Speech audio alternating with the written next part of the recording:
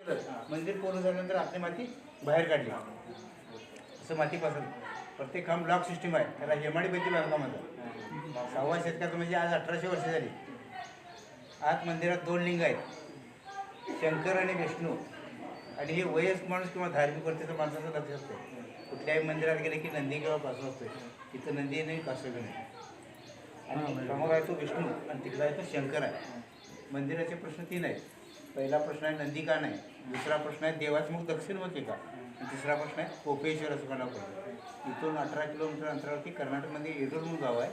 तिथं पार्वतीचा वडील दक्षिणेने यज्ञ म्हणतो. सगळ्या मुलींना जावाईंना आमंत्रण दिलं होतं, पण शंकर पार्वतीला आमंत्रण नाही. तिथून नारद आला आणि शंकरांना म्हणाला की काय आपल्या सासऱ्याने येत म्हणतेच आपण आलं पाहिजे. सासऱ्याने जर येत म्हणलं तर मला आमंत्रण नाही, मी येणार नाही. पार्वती म्हणाली की जाणार, तू जाऊ नकोस, तू गेलीस तर तुझा अपमान होईल. अपमान कसला, वडिलांनी जर यज्ञ म्हटलं तर जायला हरकत नाही म्हणजे. आणि तू जर जाणार असेल तर या नंदीवर बसून जा. ती नंदीवर बसून गेली. तिथे यांचं आई वडील बहीण कोणी बरे नाही. ज्या वेळेला दक्षिणेने पाठ फिरवली त्यावेळेला पार्वती आहुती गेली. हे शंकराला समजल्यानंतर जटा आपण कोप झाला म्हणून कोपेश्वर राव पडले. आणि समोर जो विष्णू आहे तो शंकराच्या समाधानास होतो. पहिला विष्णू दर्शन, मग शंकराचं दर्शन, त्यानंतर नंदीश्वर उत्तरे झालं आणि देवात्मक दक्षिण झालं. हा यज्ञ मंडप किंवा सर्व मंडप आहे. त्रिपुरा पौर्णिमेला चंद्रोदय पडतो ठीक 12 वाजता. मध्ये आहे तो सभा मंडप, पालखीची सुरुवात गायन वादन. आणि 5 मे ते 10 मे हे स्टँडवर झाड आहे, या झाडाच्या फांदीतून सूर्याचे किरण पिंडीवर पडतात. 5 मे ते 10 मे.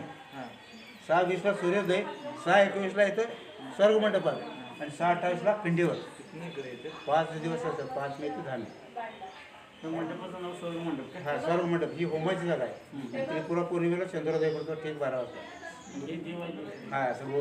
आणि 1136 ही 1554 याची मोठी झाली. मंदिर 6व्या शतकातलं.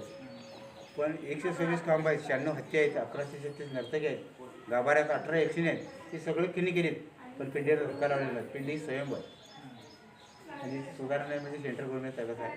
काय करायचं आता चालला आहे भरपूर आमचा प्रयत्न, काय करायचं.